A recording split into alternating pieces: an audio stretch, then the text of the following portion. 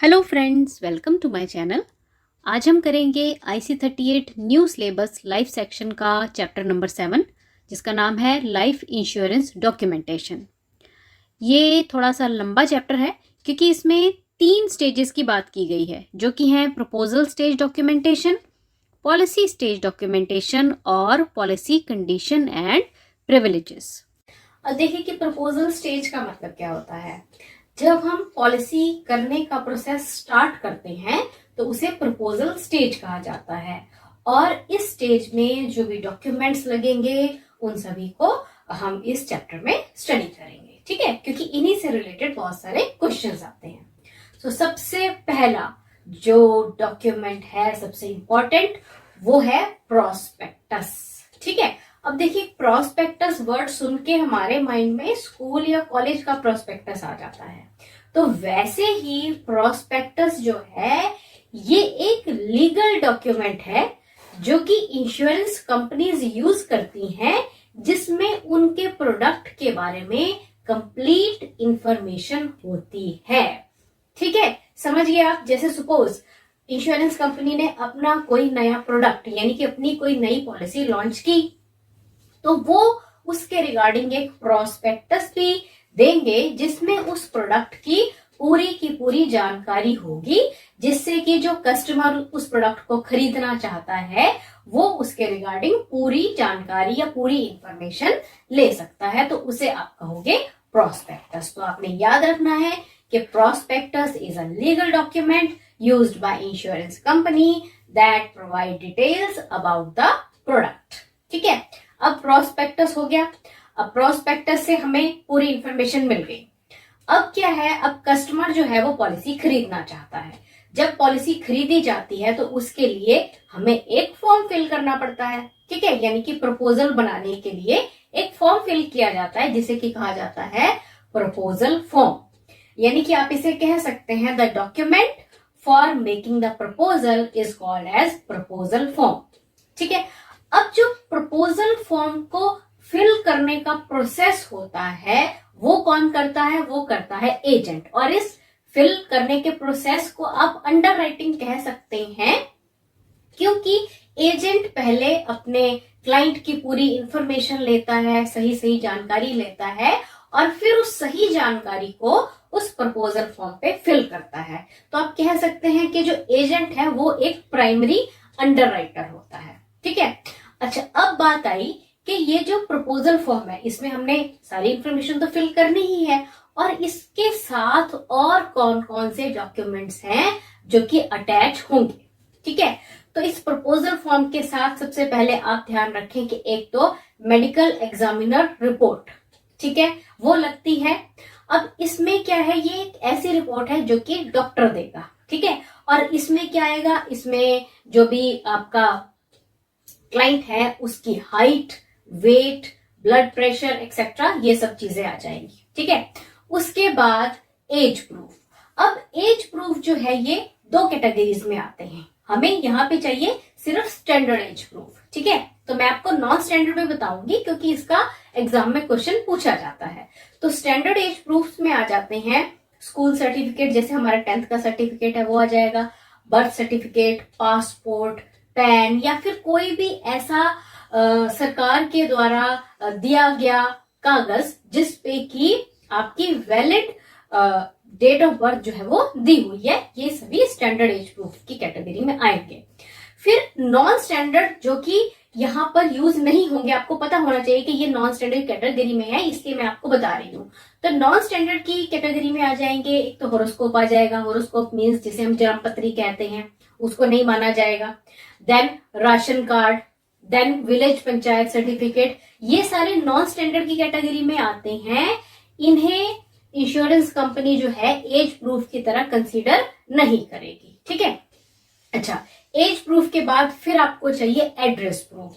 अब address proof में कौन कौन से हम डॉक्यूमेंट्स ले सकते हैं? इसमें ड्राइविंग लाइसेंस आ जाता है, इसमें पासपोर्ट आ जाता है, इसमें टेलीफोन बिल आ जाता है, या फिर इलेक्ट्रिसिटी बिल आ जाता है, या बैंक पासबुक आ जाती है, वोटर आईडी कार्ड आ जाता है, या फिर कोई भी ऐसा सरकार के द्वारा दिया गया कागज जिसपे आपका एक वैलिड एड्रेस दिया गया हो, उसे एड्रेस प्रूफ की कैटेगरी में लिया जा सकता सकता है। ठीक है, अच्छा फिर इसके बाद आ जाती है मॉरल हजार्ड रिपोर्ट।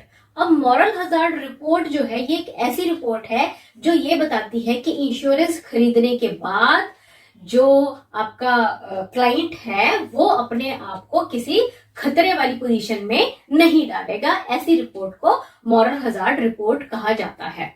ठीक है, अच्छा उसके बाद जो एक बहुत इंपॉर्टेंट क्वेश्चन है और वैसे भी आपको इसकी नॉलेज होनी चाहिए, इसे कहा जाता है फ्री लुक पीरियड। ठीक है, देखिए जैसे हमने बात की कि जो इंश्योरेंस है ये क्या है, ये एक प्रोडक्ट है ना। अब जब हम कोई प्रोडक्ट खरीदते हैं तो हमारे पास ये ऑप्शन होती है कि हम उसे वापस भी कर सकते हैं। उसी तरह से इंश्योरेंस को भी, अगर आपने सपोज कोई इंश्योरेंस पॉलिसी खरीदी और आपको वो पसंद नहीं आती है तो सभी इंश्योरेंस कंपनीज आपको 15 दिन का टाइम देती हैं। जब आपने पॉलिसी खरीदी उससे 15 दिन का टाइम आपके पास होगा कि आप अपनी पॉलिसी को वापस भी कर सकते हैं। और इस 15 दिन के टाइम को कहा जाता है फ्री लुक पीरियड या फिर कूल ऑफ पीरियड। ठीक है, तो याद रहेगा फ्री लुक पीरियड होगा कितने दिन का, 15 दिन का। और ये वो टाइम है जिस टाइम के दौरान आपको अगर अपनी पॉलिसी अच्छी नहीं लगती है तो आप अपनी पॉलिसी वापस कर सकते हैं। इंश्योरेंस कंपनी उनका जो छोटा मोटा सा खर्चा हुआ होता है उसे वो काट कर बाकी आपका पैसा आपको वापस कर देती है। तो इसे कहेंगे फ्री लुक पीरियड, जो होगा कितने दिन का, बिल्कुल सही 15 दिन का। फिर बात आई KYC. KYC means know your customer. तो केवाईसी में क्या क्या चाहिए, फोटोग्राफ्स चाहिए, देन एज प्रूफ जैसे हमने बात की, then address proof, then income proof. तो ये सारे जो डॉक्यूमेंट्स हैं ये केवाईसी में यूज होंगे। प्रपोजल स्टेज के टाइम पर हमें जो डॉक्यूमेंट्स चाहिए होते हैं वो रहते हैं प्रोस्पेक्टस और प्रपोजल फॉर्म। अब प्रपोजल फॉर्म फिल करने के बाद प्रीमियम कैलकुलेट किया जाता है और प्रीमियम कैलकुलेशन के बाद प्रीमियम जो है वो कैश काउंटर पे जमा करवा दिया जाता है। अब कैश काउंटर पे जब प्रीमियम जमा हो गया तो हमें मिलेगी वहां से एक रिसीट जिसे कहा जाता है एफपीआर और जिसकी फुल फॉर्म है फर्स्ट प्रीमियम रिसीट। अब ये जो फर्स्ट प्रीमियम रिसीट है ये एक प्रूफ है कि जो इंश्योरर और इंश्योर्ड के बीच में कॉन्ट्रैक्ट है वो स्टार्ट हो चुका है। या आप इसे इंग्लिश में भी याद रख सकते हैं that it is an evidence that contract has begin.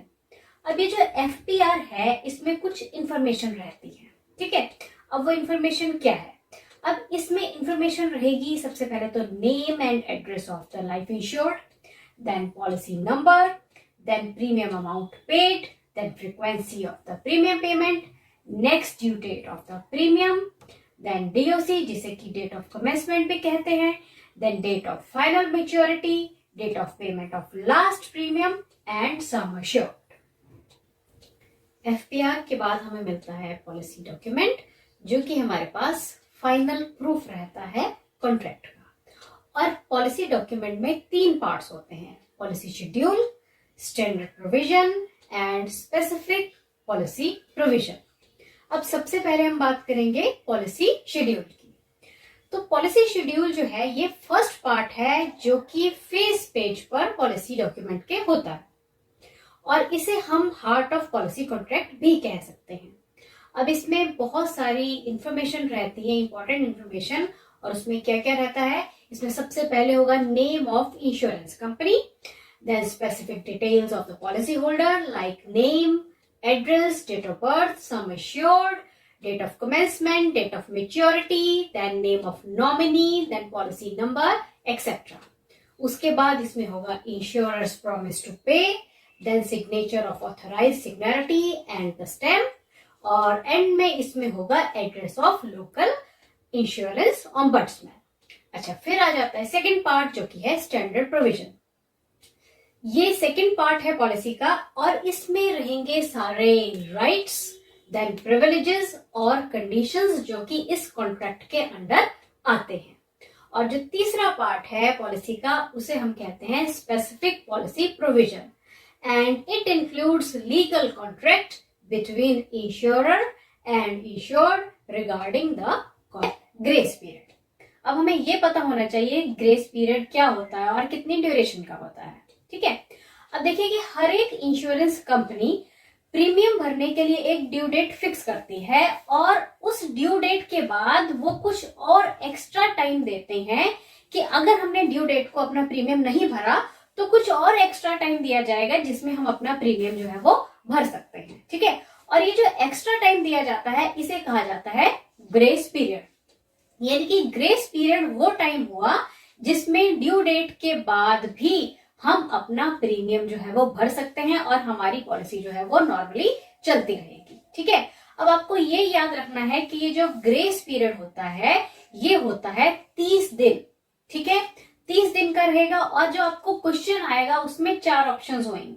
उसमें लिखा होगा 31 डेज, 30 डेज, 1 मंथ, या फिर जो चौथी ऑप्शन है किसी भी नंबर पे आ सकती है, उस पे लिखा होगा 30 डेज और 1 मंथ। आपने वो वाली ऑप्शन को जो है वो क्लिक करना है। ठीक है ना, क्योंकि कई महीनों में जैसे कि फरवरी है उसमें 30 डेज नहीं होते हैं, तो जो 30 डेज और 1 मंथ ये ऑप्शन होगी उस पे आपने क्लिक करना होगा। ठीक है, अच्छा फिर इसी से रिलेटेड एक और क्वेश्चन भी बनता है कि सपोज कोई इंश्योर्ड है, उसने ड्यू डेट पे अपना प्रीमियम नहीं भरा और ग्रेस पीरियड के दौरान उसकी डेथ हो जाती है, तो क्या कंपनी उसके फैमिली को क्लेम देगी या फिर नहीं देगी? तो इसका आंसर है उसे या उसके परिवार को क्लेम बिल्कुल मिलेगा, क्योंकि उसकी जो डेथ है वो ग्रेस पीरियड के विद इन हुई है। ठीक है, तो कंपनी क्या करेगी, जो उसका लास्ट अनपेड प्रीमियम है उसे वो काट लेंगे और बाकी का जो क्लेम है वो उसके परिवार को मिल जाएगा। पर ऐसे केस में अगर डेथ जो है वो ग्रेस पीरियड के बाद होती है तो क्लेम मिलने में थोड़ी बहुत परेशानियां आ सकती है। ठीक है, अच्छा एक और प्रोविजन है जिसमें कि हम कहते हैं कि पॉलिसी को रीइंस्टेट भी किया जा सकता है। अब रीइंस्टेट का मतलब क्या हुआ, देखिए अगर हमने अपना प्रीमियम ग्रेस पीरियड के दौरान भी नहीं भरा, ठीक है, तो हमारी पॉलिसी हो जाती है लैप्स। ठीक है ना, यानी कि हमारी पॉलिसी हो जाती है बंद। पर कंपनीज हमें ये भी फैसिलिटी देती हैं कि हम अपनी लैप्स पॉलिसी को फिर से चला सकते हैं, जिसे कि रीइंस्टेट या फिर रिवाइवल भी कहा जाता है। अच्छा फिर हम कुछ नॉन फॉरफीचर प्रोविजंस के बारे में बात करेंगे, जो कि 2 है यहाँ पे, एक है जीएसवी और एक है पॉलिसी लोन। अब जीएसवी की फुल फॉर्म होती है गारंटेड सरेंडर वैल्यू। अब देखिए कि जो इंडिया का लॉ है ये फैसिलिटी देता है कि अगर कोई भी पॉलिसी 3 साल तक लगातार चली है, यानी कि हमने अपनी पॉलिसी का 3 साल तक लगातार प्रीमियम भरा है, तो हम अपनी पॉलिसी को विड्रॉ करवा सकते हैं और उसकी हमें एक गारंटेड सरेंडर वैल्यू मिलेगी, और जिसका जो अमाउंट है वो हमने जितना प्रीमियम भरा है 3 साल उस पर डिपेंड करेगा। ठीक है, दूसरा प्रोविजन है पॉलिसी लोन। अब जैसे जीएसवी है उसी तरह से हम अपनी पॉलिसी पर लोन भी ले सकते हैं, पर कंडीशन यही है कि ये 3 साल तक पॉलिसी प्रॉपर वे में चली होनी चाहिए। ठीक है, तो जब हम अपनी पॉलिसी पर लोन लेते हैं तो हमारी जो पॉलिसी है वो इंश्योरर को असाइन हो जाती है, पर बाकी उसमें कोई भी चेंजेस नहीं रहते हैं। और जब हम अपना ये जो लोन है वो वापस कर देते हैं तो हमारी पॉलिसी जो है वो वापस हमें मिल जाती है। ठीक है, चलिए तो नेक्स्ट हम करेंगे कुछ special policy provision and endorsement. So इसके अंडर आता है सबसे पहले नॉमिनेशन।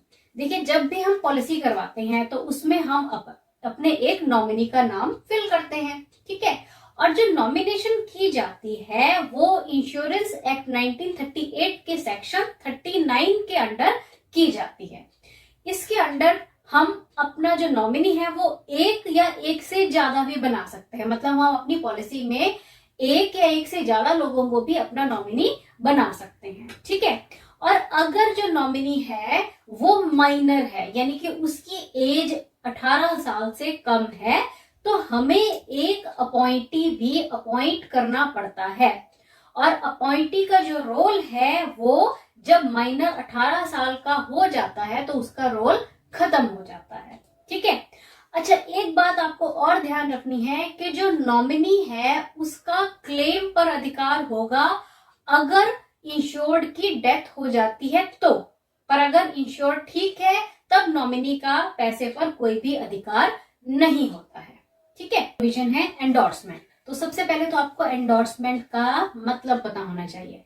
एंडोर्समेंट का मतलब होता है चेंजेस, तो जो पॉलिसी होल्डर है वो अपनी पॉलिसी में जो कुछ सर्टेन चेंजेस हैं वो भी कर सकता है, यानी कुछ ऑल्ट्रेशन अगर वो पॉलिसी अपने में करना चाहता है तो वो कर सकता है, पर वही चेंजेस की जा सकती हैं जितना की कंपनी अलाउ करता है। जैसे कि नेम एंड एड्रेस हो गया, फिर कुछ करेक्शंस करना चाहते हैं अपने नाम में, देन अपना जो नॉमिनी है उसको चेंजेस करना चाहते हैं, या एज में कुछ अगर करेक्शंस करवानी है वो करवाई जा सकती हैं।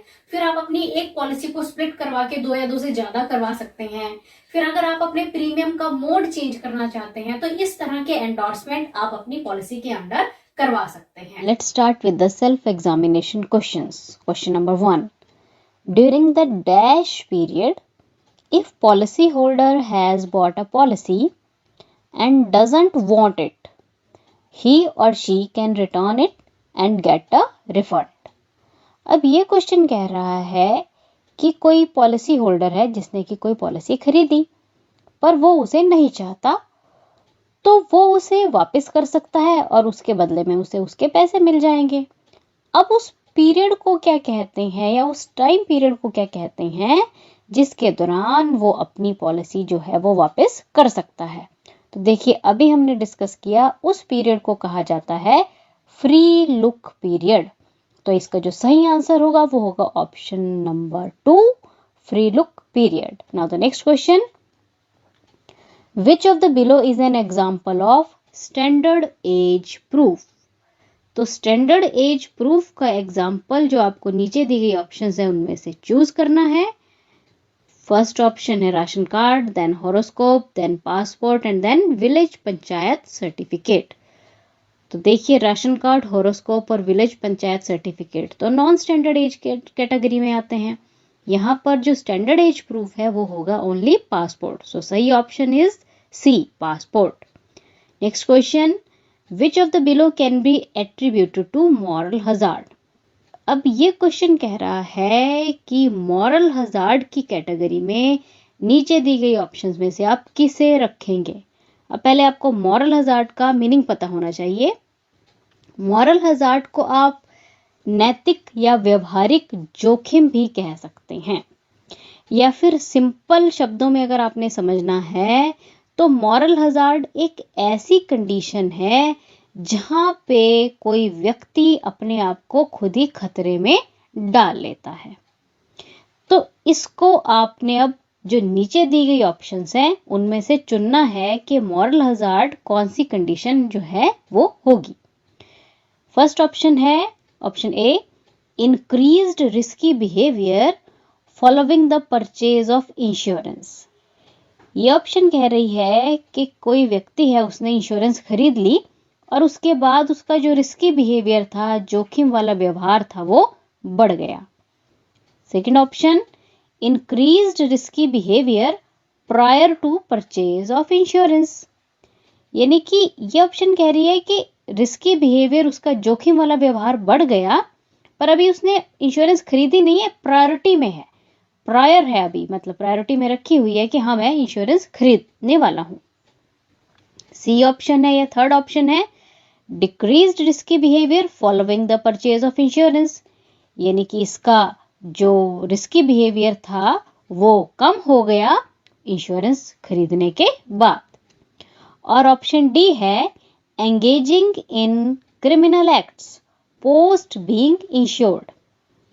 अब ये व्यक्ति जो था, ये इंश्योरेंस करवाने के बाद क्रिमिनल एक्टिविटीज में इन्वॉल्व हो गया। अब देखिए कि इसका जो सही आंसर है वो ऑप्शन ए है कि ये जो व्यक्ति था, इसने इंश्योरेंस करवाई और उसके बाद इसका जो जोखिम वाला व्यवहार यानी कि रिस्की बिहेवियर था वो बढ़ गया, क्योंकि इसे ये लगा कि अब तो मैंने इंश्योरेंस करवा ली है, अब अगर मुझे कुछ हो गया तो इंश्योरेंस कंपनी खुद पैसा देगी। अब कई स्टूडेंट्स को इसमें ऑप्शन डी भी लगती है कि ये भी सही हो सकता है। देखिए डी जो है वो इसका सही आंसर इसलिए नहीं है क्योंकि जब क्रिमिनल एक्टिविटीज में कोई इन्वॉल्व होता है तो ऐसा व्यक्ति अपने लिए नहीं औरों के लिए खतरा हो जाता है, इसलिए डी ऑप्शन जो है वो राइट नहीं है। इसका जो सही आंसर है वो है option A. Now next question, which of the below features will be checked in medical examiners report, यानी कि कौन से नीचे दिए गए फीचर्स हैं जो कि मेडिकल एग्जामिनर रिपोर्ट में चेक किए जाते हैं। तो क्या दिया गया है? पहला है emotional behaviour of the proposer, then height, weight and blood pressure, then social status and truthfulness. तो ऑब्वियस सी बात है, मेडिकल एग्जामिनर रिपोर्ट में तो हाइट, वेट, ब्लड प्रेशर ही चेक किया जाएगा। तो इसका जो सही आंसर है वो है option B. Now next question, a dash is a formal legal document used by insurance companies that provide details about the product। तो देखिए अभी हमने बात की है कि उस लीगल डॉक्यूमेंट को क्या कहा जाता है जो कि इंश्योरेंस कंपनीज यूज करती हैं अपने प्रोडक्ट की पूरी इंफॉर्मेशन देने के लिए। तो बिल्कुल सही, उसे कहा जाता है प्रोस्पेक्टस। तो इसका जो सही आंसर है वो है option D. Now the next question, the application document used for making a proposal is known as, जी बिल्कुल सही, ऐसे एप्लीकेशन डॉक्यूमेंट को क्या कहते हैं जो प्रपोजल बनाने के लिए यूज करते हैं? उसे कहते हैं प्रपोजल फॉर्म। सो सही answer is B, proposal form. Now the next question, from the below given as proof documents identify the one which is classified as non standard by the insurance companies. अब जो नीचे दिए गए आपको options हैं या documents हैं, उनमें से आपने चुनना है कि कौन सा ऐसा डॉक्यूमेंट है जिसे इंश्योरेंस कंपनी नॉन स्टैंडर्ड की कैटेगरी में रखती है। तो देखिए क्या है ऑप्शंस। फर्स्ट है स्कूल सर्टिफिकेट, ये तो स्टैंडर्ड है। ID card in case of defence personnel, ये भी स्टैंडर्ड है। देन राशन कार्ड, ये आएगा नॉन स्टैंडर्ड की कैटेगरी में। और डी है सर्टिफिकेट ऑफ बैप्टिज्म, ये भी स्टैंडर्ड की कैटेगरी में आ जाएगा। तो इसका जो सही आंसर है वो है option C, ration card. Next question is, which of the following documents is an evidence of the contract between insurer and insured. अब देखिए नीचे कुछ डॉक्यूमेंट्स दिए गए हैं और आपको पढ़ के बताना है कि ऐसा कौन सा डॉक्यूमेंट है जो कि इंश्योरर और इंश्योर्ड के बीच में जो कॉन्ट्रैक्ट हुआ है ना इंश्योरेंस का, उसका एविडेंस होगा, उसका प्रूफ होगा। ऑप्शंस हैं proposal form, policy document, prospectus और क्लेम फॉर्म। तो देखिए जैसे कि हमने बात की कि जो पॉलिसी डॉक्यूमेंट है ये है proof between insurer and insured about the insurance contract. तो इसलिए इस क्वेश्चन का जो राइट आंसर है वो है ऑप्शन बी। अब देखिए अगर इसी क्वेश्चन में ना पॉलिसी डॉक्यूमेंट की जगह एफपीआर दिया होता तो एफपीआर उसका प्रूफ आ जाता, ये आपने ध्यान रखना है। चलिए अब जो नेक्स्ट क्वेश्चन है, विच of the below statement is correct. आपको बताना है कि नीचे जो स्टेटमेंट्स दी गई हैं उनमें से करेक्ट स्टेटमेंट क्या है। पहली है proposal form acceptance is the evidence that policy contract has begin. इसका मतलब है कि जब आपका प्रपोजल फॉर्म एक्सेप्ट कर लिया जाएगा, मान लिया जाएगा, तो वो प्रूफ होगा कि आपका कॉन्ट्रैक्ट शुरू हो चुका है। Acceptance of the premium is the evidence that policy has begin. और जब आपका जो प्रीमियम है वो स्वीकार कर लिया जाएगा तो वो एविडेंस है कि पॉलिसी जो है वो शुरू हो चुकी है। सी ऑप्शन कह रही है the first premium receipt is the evidence that policy contract has begin, कि जब आपको एफपीआर मिल जाएगी ना, फर्स्ट प्रीमियम रिसिप्ट मिल जाएगी, तो वो आपके पास एविडेंस होगा कि पॉलिसी का कॉन्ट्रैक्ट जो है वो शुरू हो चुका है। और डी ऑप्शन कह रही है कि premium quote is evidence that policy contract has begun, means आपको अभी उन्होंने प्रीमियम की कोटेशन ही दी है, वो एविडेंस हो जाएगा कि पॉलिसी का कॉन्ट्रैक्ट शुरू हो गया है। तो देखिए आई थिंक इसमें आपको अब पता चल गया है कि कौन सा सही स्टेटमेंट है। तो देखिए बिल्कुल सही ऑप्शन सी, मीन्स जब हमारे हाथ में आ जाएगी एफपीआर, फर्स्ट प्रीमियम रिसीट, तो ये हमारे पास एविडेंस होता है कि हमारा इंश्योरेंस का जो कॉन्ट्रैक्ट है वो कंपनी के साथ शुरू हो चुका है। तो option C is the right answer. अब है आपका next question, for subsequent premiums received by the insurance company after the first premium the company will issue dash. अब देखिए पहला प्रीमियम जमा करवाने के बाद जब हम नेक्स्ट और प्रीमियम जमा करवाते रहते हैं ना कंपनी में, अगले वाले है ना, तो उन्हें क्या कहा जाता है? उन्हें नहीं, मीन्स उनको जमा करवाने पर जो हमें रिसीट मिलती है ना, उन्हें क्या कहा जाता है? तो देखिए ऑप्शन है revival premium receipt, restoration premium receipt, reinstatement premium receipt और रिन्यूअल प्रीमियम रिसीट।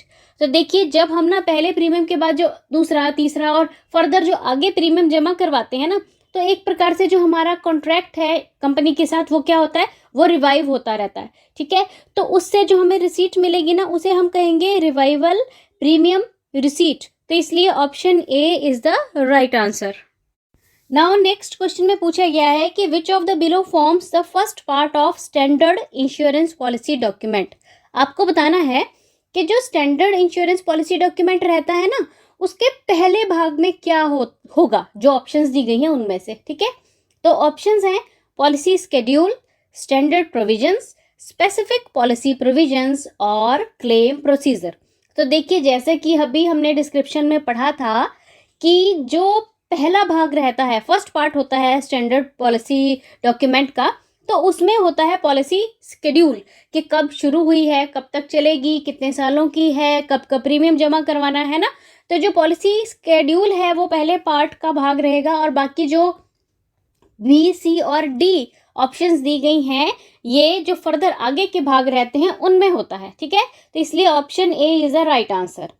अब नेक्स्ट क्वेश्चन में पूछा गया है कि in a standard insurance policy document the standard provision section will have information on which of the below. अब देखिए इसमें पूछा गया है कि अब पॉलिसी डॉक्यूमेंट में ना जो स्टैंडर्ड प्रोविजन पार्ट रहता है ना, तो उसमें क्या इंफॉर्मेशन रहेगी जो नीचे दी गई ऑप्शंस उनमें से। तो ऑप्शंस चेक करते हैं।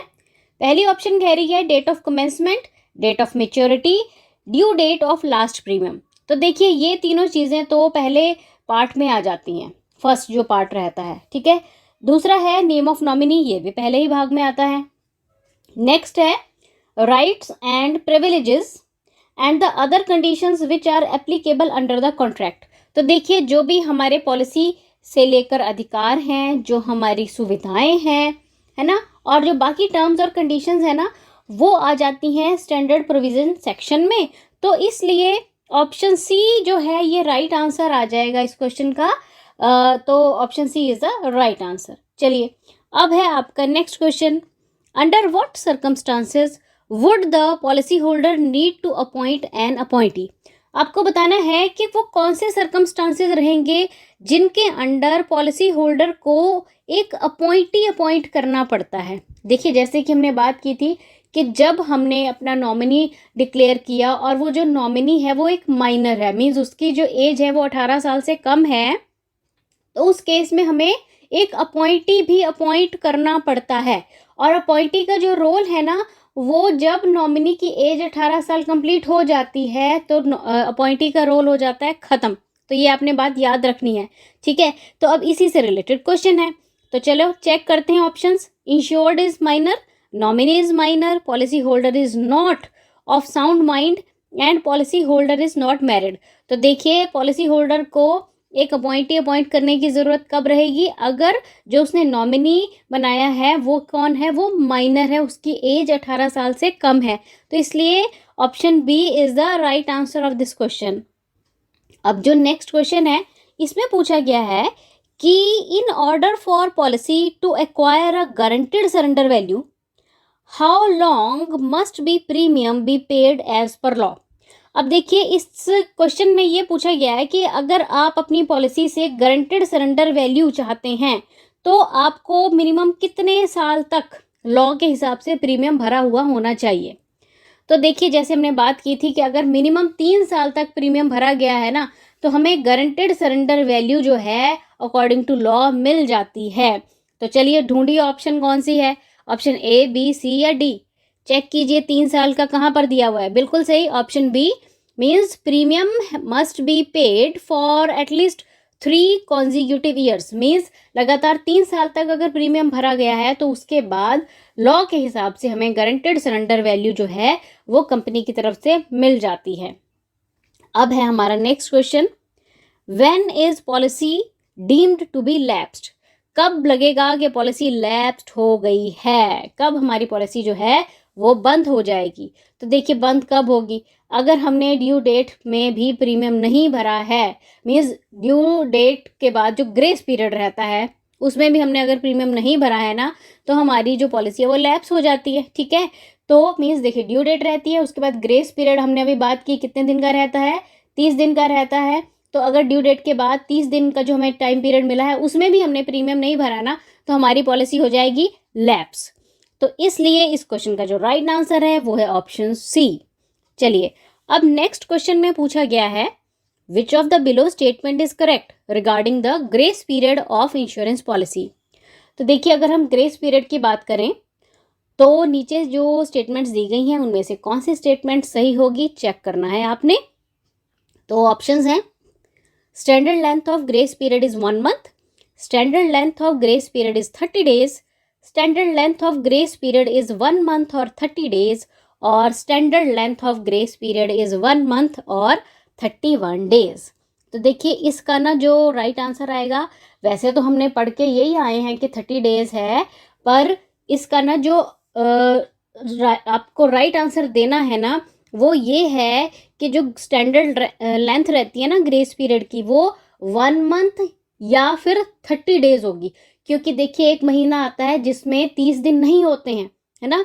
तो इसलिए स्टैंडर्ड लेंथ होगी या तो 1 महीना या फिर 30 दिन, इसलिए ऑप्शन सी जो है वो राइट ऑप्शन आएगा इस क्वेश्चन का।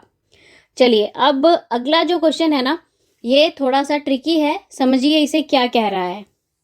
What will happen if policy holder doesn't pay premium by the due date and dies during the grace period.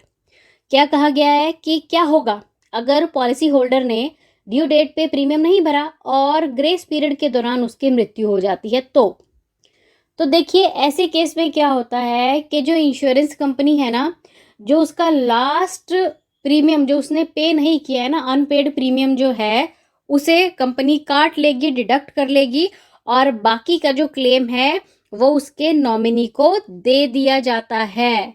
तो इसलिए ध्यान रखना है क्या होगा, लास्ट अनपेड प्रीमियम जो है वो डिडक्ट कर लिया जाएगा और जो क्लेम है वो उसके नॉमिनी को मिल जाएगा, इसलिए option C is the right answer. अब लास्ट में आप लोगों के लिए एक बोनस क्वेश्चन है, ध्यान से पढ़ेंगे और इसका आंसर मुझे कमेंट करके बताएंगे। For an insurance policy nomination is allowed under dash of insurance act 1938। देखिए इंश्योरेंस पॉलिसी में जो हम नॉमिनी बनाते हैं ना, नॉमिनेशन का जो प्रोसेस दिया गया है वो इंश्योरेंस एक्ट 1938 के हिसाब से है, पर आपको बताना है कि कौन सा सेक्शन है जिसमें ये नॉमिनेशन का कंसेप्ट जो है वो दिया गया है। तो ऑप्शंस नीचे दी गई हैं, सेक्शन 10, सेक्शन 38, सेक्शन 39 और सेक्शन 45। तो इसका जो राइट आंसर है वो जल्दी से मुझे कमेंट करके बताइए। Thanks for watching the video and best of luck.